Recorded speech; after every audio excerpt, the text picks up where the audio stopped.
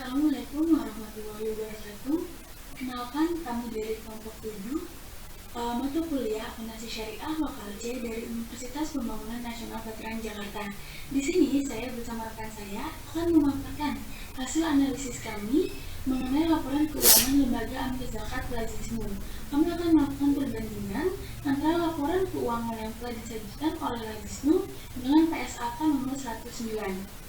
Saya bersama rekan saya, Rizka Elvira, Nova Rais, Alif Ajeng, Rizky Elvira, dan Luciana Rahim, serta saya sendiri, yaitu Hani Arlina Putri dengan NIM 18 10 11 2143. Belum masuk lebih jauh ke dalam analisis kami akan memaparkan sedikit mengenai identitas dari entitas yang akan kami teliti.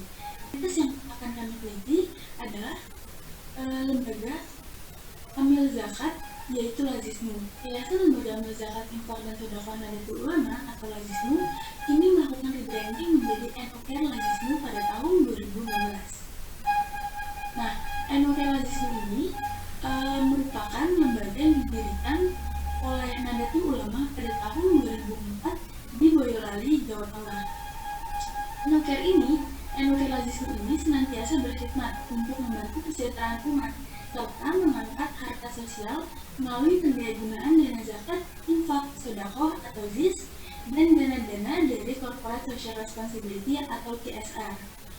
Kemudian, lembaga ini merupakan lembaga yang resmi untuk menghimpun dan menyalurkan dana zakat, infak, dan sedekah, ditetapkan secara hukum dan secara yuridis melalui Surat Keputusan Menteri Agama RI nomor 65 tahun 2015. Nah, kemudian, dalam perkembangannya, ternyata disahkan Undang-Undang Nomor 23 Tahun 2011 sehingga perlu ada pendaftaran ulang oleh Lembaga Amil Zakat.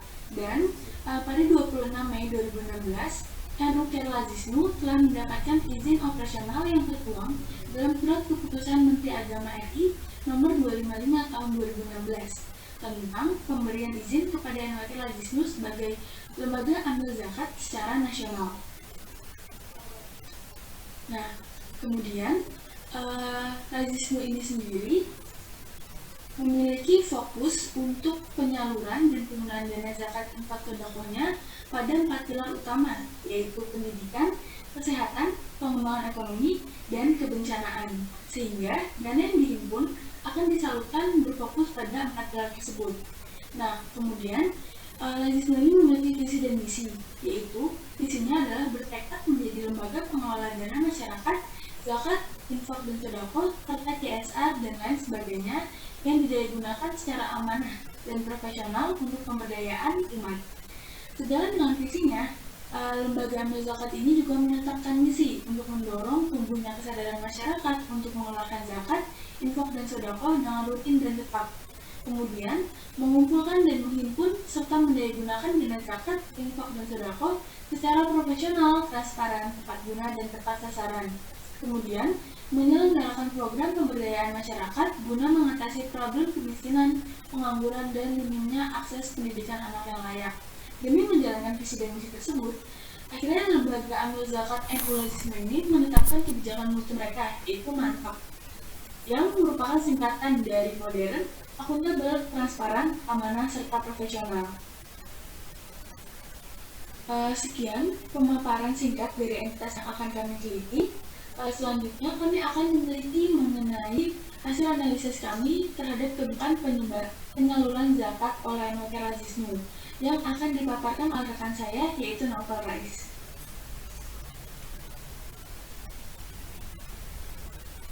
Sekarang membahas perihal kebijakan penyaluran zakat pada Lazisnu. Bisa dilihat di presentasi berikut ini bahwasannya kebijakan penyaluran zakat Lazisnu diberikan kepada terdiri dari 5 mustahik, yaitu ada fisabilillah, fakir miskin, amilin, ibnu sabil, dan murid. Apabila kita lihat di sini tidak semua mustahik termasuk kepada kebijakan penyaluran zakat, karena apabila kita melihat konteks zaman yang ada, seperti contohnya rikab, mungkin ini agak sedikit sulit diterapkan karena rikab ini pembebasan budak, sedangkan kita zaman sekarang ini udah ada yang namanya perbudakan dan sebagainya. Jadi kebijakan penyaluran zakat Lazisnu ini yang bisa dilihat kita analisis dari laporan keuangannya, dia hanya memberikan penyaluran zakat kepada yang mustahik berikut, yang dimana proporsi pemberian zakat kepada mustahik ini untuk tahun 2019 berdasarkan laporan keuangan ataupun annual reportnya dari Lazisnu itu yang paling tinggi di sini adalah proporsinya kepada fisabilillah, yang kedua kepada fakir miskin, amilin, musadir, dan mukurin. Untuk kebijakan penyaluran infak, jadi kita pertama-tama kita mesti membedakan antara zakat dan infak terlebih dahulu. Apabila infak ini lebih terarah ya, istilahnya kalau kita ingin mudahnya lebih terarah programnya untuk kemana pada saat kita memberikan suatu bantuan tersebut. Kalau ibaratnya zakat itu apa ya, berarti itu dia urusan para amilin yang mengurus itu semua. Nah, sedangkan kalau misalnya infak, kita benar-benar harus apa yang kita tuju itu. Jadi kalau infak ini lebih ada programnya biasanya dikembangkan oleh beberapa lembaga amil zakat. Nah, salah satunya itu kebijakan penyaluran infak Lazisnu ini di annual reportnya untuk tahun ini, untuk tahun 2019 dia membuat satu program yang bernama Kampung Nusantara. Kampung Nusantara itu istilah kasarnya merupakan sebuah grand desain yang begitu luas dari Lazisnu ini, yang dimana kan mencakup banyak hal perihal baik itu pendidikan, keagamaan, kesehatan, bahkan juga mencakup tentang keadilan hukum, HAM, dan sebagainya. Jadi di sini saya lihat program dari Lazisnu ini perihal infak ini yang menyasar ke beberapa bidang yang dimana fokusnya karena ada kata Kampung Nusantara, berarti dia memberikan infak ini atau target infak ini khusus ke desa-desa terkait ataupun ke daerah-daerah yang memang membutuhkan infak tersebut. Dan juga dari Kampung Nusantara ini ada disebutnya 9 saka ataupun 9 pilar untuk menjalankan Kampung Nusantara ini, yang terbagi dalam 9 itu apa aja. Ada Nusantara Berkah, program Nusantara Berkah itu fokus ke sosial dan keagamaan, yang dimana ini Nusantara Berkah juga terpecah menjadi beberapa program yang benar-benar program kerja itu ya, program kerja baik itu kalau sosial keagamaan berarti perihal bantuan baik bantuan bencana dan sebagainya, dan juga ada juga bantuan perihal santunan dan lain-lain. Nah, terus tadi Nusantara Tanggap, nah ini kebencanaan ini jelas lah, misalnya kayak ada bencana tertentu, ada bantuan baik berupa misalnya dapur umum, biasanya kayak gitu kan dari kebencanaan. Terus lanjut ada Nusantara Keluarga, kesehatan, bantuan ambulan dan lain-lain.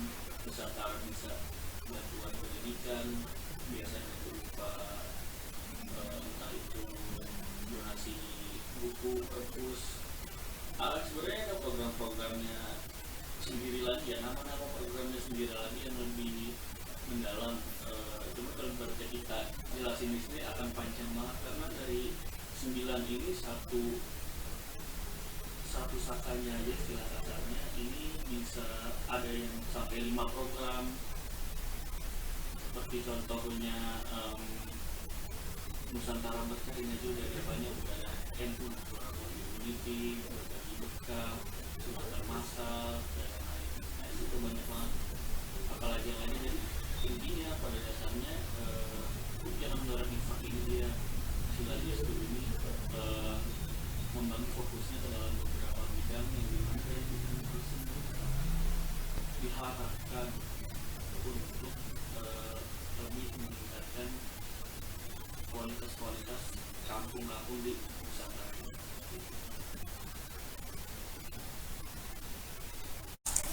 Oke, di pembahasan yang berikutnya yaitu mengenai metode penentuan nilai wajar. Dalam PSAK nomor 109, pengakuan awal untuk suatu aset non-kas yang diterima oleh lembaga amil zakat sebagai penerimaan zakat infak dan sedekah itu harus diakui pada saat diterima sebesar nilai yang sedang berlaku di pasaran, atau kalau harga yang tersedia di pasar tidak ada, maka menentukan nilainya itu berdasarkan nilai wajar. Nah, nilai wajar itu apa sih?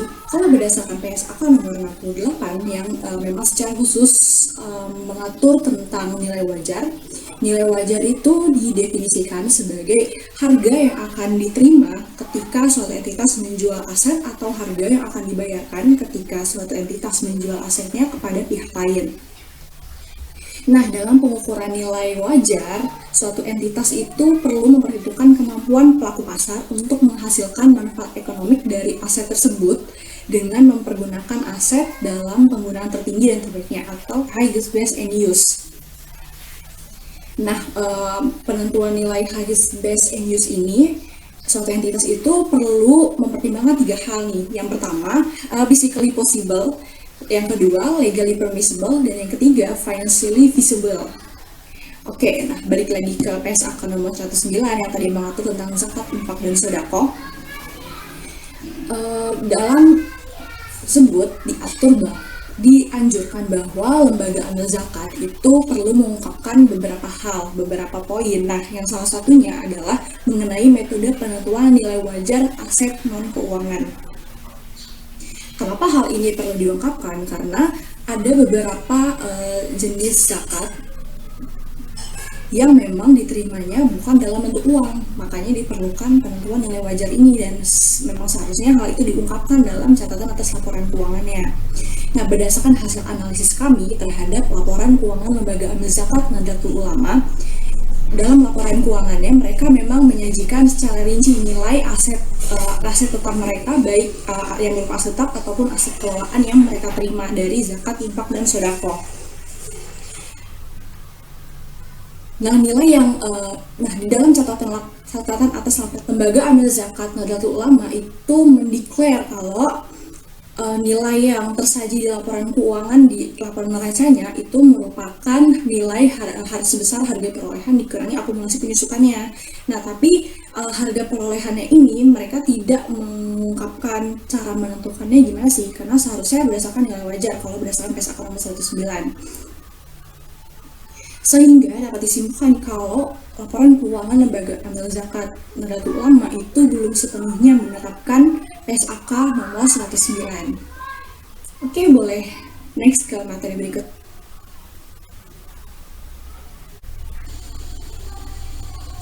Baik, selanjutnya saya akan menjelaskan mengenai rincian jumlah penyaluran untuk setiap pokok mustahik di laporan keuangan Najis NU tahun 2019.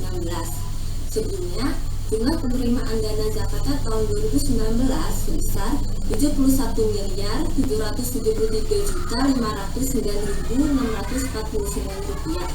Adapun untuk penyaluran zakatnya akan dirinci sebagai berikut. Yang pertama, penyaluran dana zakat untuk fakir dan miskin sebesar Rp24.569.207.576. Yang kedua, penyaluran dana zakat untuk fisabilillah sebesar Rp23.663.669.106.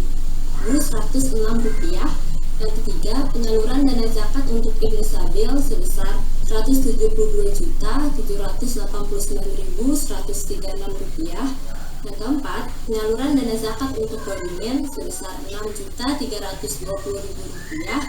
Dan terakhir, penyaluran dana zakat alokasi amirin sebesar Rp6.113.28.491, sehingga didapat angka jumlah penyaluran dana zakatnya sebesar Rp55.525.014.528, sehingga mengakibatkan surplus dana zakat sebesar Rp13.248.495.120. Angka surplus dana zakat ini didapat dari selisih antara jumlah dana zakat yang diterima, jumlah penerimaan dana zakatnya dikurangi dengan jumlah dana zakat yang disalurkan. Nah, dari hasil surplus dana zakatnya itu ditambah dengan saldo awal dana zakatnya sebesar Rp11.070.649.134, sehingga didapat angka saldo akhir dana zakatnya sebesar Rp25.019.144.254. Baik, untuk materi selanjutnya akan dijelaskan oleh rekan saya yang bernama Alifka. Baik, saya akan menjelaskan mengenai hubungan atau berrelasi antara amil dan mustahil. Jadi, sebelum saya masuk pada hubungan pihak berrelasi, saya akan menjelaskan mengenai amil dan mustahil itu sendiri. Jadi, amil itu ialah suatu jawaban pengelola zakat, infak atau sedekah. Jadi, zakat, infak atau sedekah yang diterima oleh badan amil atau lembaga amil dikelola dengan baik kemudian disalurkan kepada mustahil. Lalu mustahil itu sendiri adalah pihak yang berhak atau pihak penerima manfaat atas zakat, infak atau sedekah tersebut. Lalu masuk kepada hubungan pihak berrelasi antara amil dan mustahil. Hubungan pihak berrelasi tersebut meliputi sifat hubungan, aset yang disalurkan, persentase dari setiap aset yang disalurkan tersebut dari total penyaluran zakat selama periode. Lalu, pada report disitu dijelaskan atau digambarkan bahwa hubungan antara amil dan mustahil itu tergambar atas 2 poin.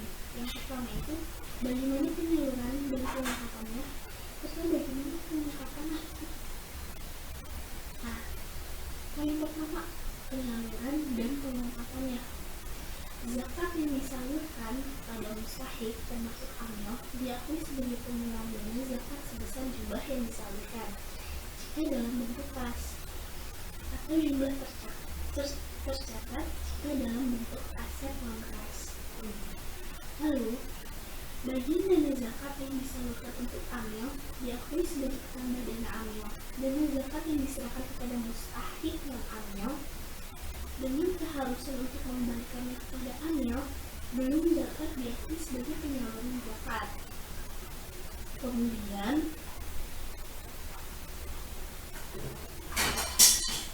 jika dana zakat yang disalurkan dalam bentuk perolehan aset tetap atau aset kelolaan seperti rumah sakit, mobil, sekolah, dan fasilitas umum lainnya, maka diakui penyaluran dana zakat seluruhnya apabila diserahkan kepada pihak lain yang tidak dikendalikan oleh amil.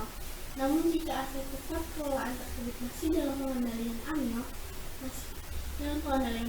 maka penyaluran diukur sebesar penyuntikan aset tetap tersebut secara bertahap.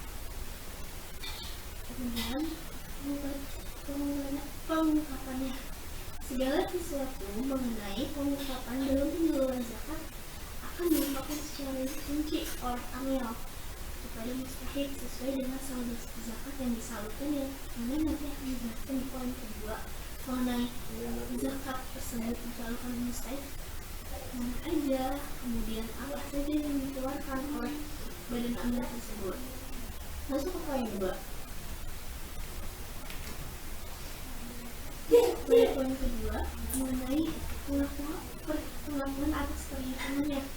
Pengakuan tersebut digunakan dengan melakukan pengurangan sumber daya dana amil dalam rangka perencanaan, pelaksanaan, pengendalian, pendistribusian, dan pendayagunaan zakat, infak atau sedekah.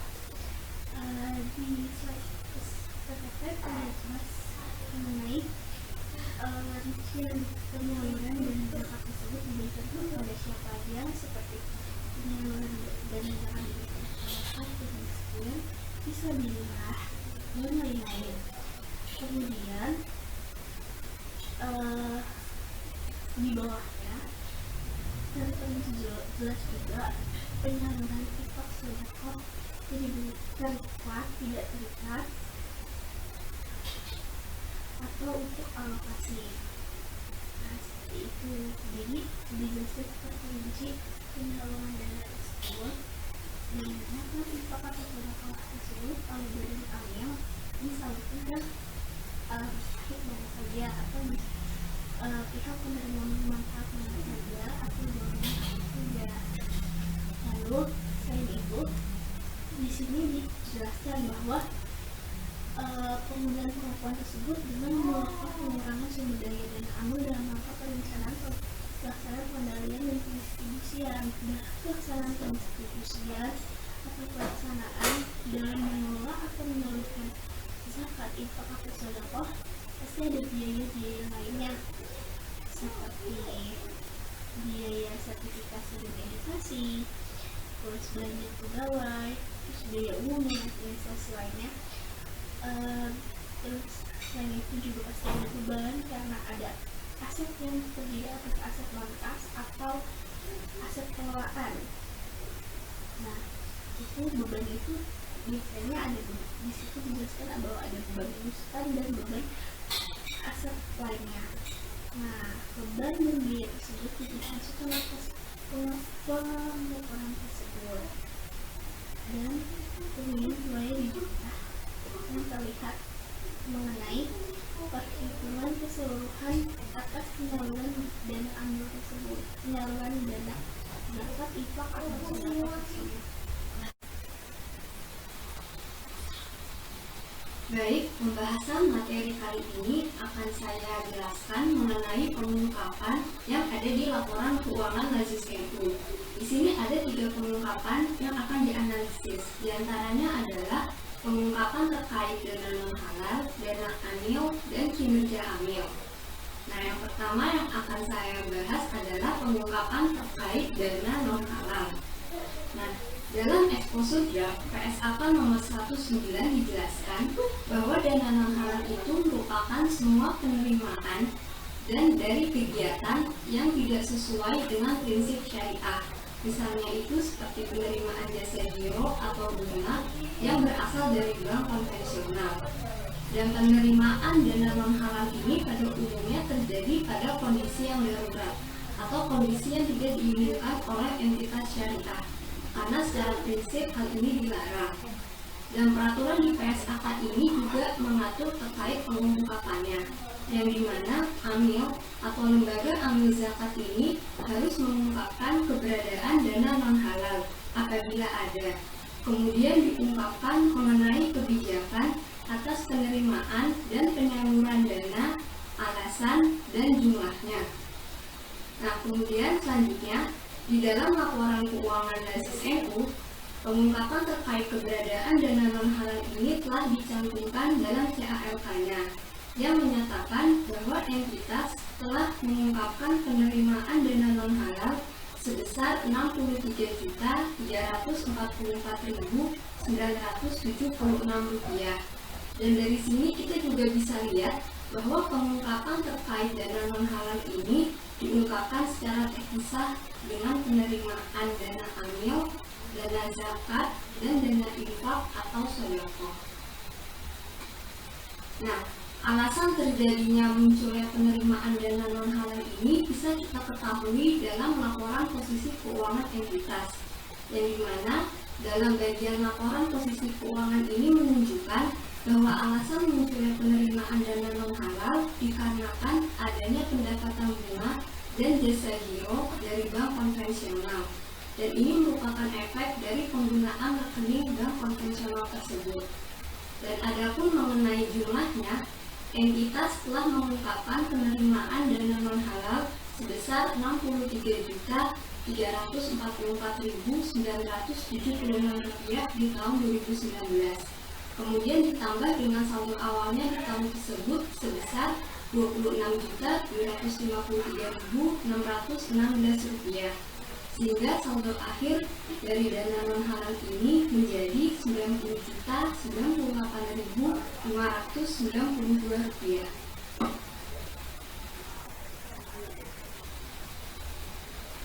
Selanjutnya yang kedua, pengungkapan terkait dana amil. Entitas syariah, dalam hal ini Lazis NU, telah mengungkapkan adanya penerimaan dana amil dengan penggunaannya di dalam laporan keuangannya. Seperti yang kita lihat dalam slide ini, nah di sini entitas mengungkapkan penerimaan dana amilnya sebesar Rp9.836.886. Dari jumlah tersebut sudah termasuk di dalamnya bagian amil dari dana zakat, dana infak atau sedekah, dan dana amil lainnya. Sedangkan terkait penggunaannya, dicantumkan sebesar Rp8.441.985.297. Kemudian masing-masing jumlah pemasukan dan pengeluaran ini menghasilkan surplus, lalu ditambah dengan saldo awalnya, sehingga diperoleh saldo akhir terkait dana amil ini menjadi Rp950.853.033. Kemudian yang terakhir, pengungkapan terkait kinerja amil. Nah, di dalam eksposur draft PSAK 109 menjelaskan bahwa amil harus mengungkapkan kinerjanya atas penerimaan dan penyaluran dana zakat dan dana infak atau sedekah. Nah, di dalam Nazis NU ini, entitas telah mengungkapkan kinerjanya atas penerimaan dana yang bersumber dari dana zakat dan dana infak atau sedekah, seperti yang telah diungkapkan dalam CALK-nya di slide ini.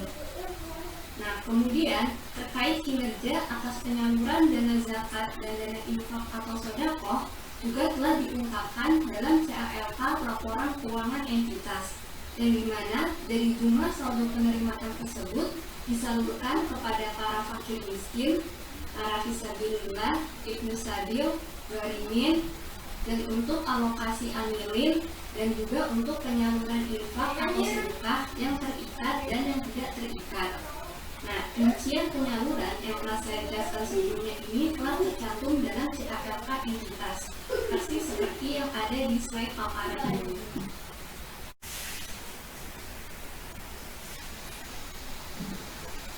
Baik, sekian paparan dari hasil diskusi kelompok kami terkait analisis laporan keuangan Nazis NU yang diterapkan dalam peraturan PSAK 109. Mohon maaf Bapak apabila ada kekurangannya. Terima kasih atas perhatiannya semua. Assalamualaikum warahmatullahi wabarakatuh.